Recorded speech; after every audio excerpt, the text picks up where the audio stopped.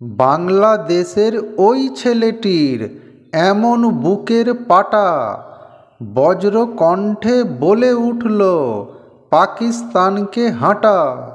জন্ম থেকেই আমরা ছিলাম সম্পূর্ণ স্বাধীন, এখন থেকে আর রব না পাকিস্তানের অধীন।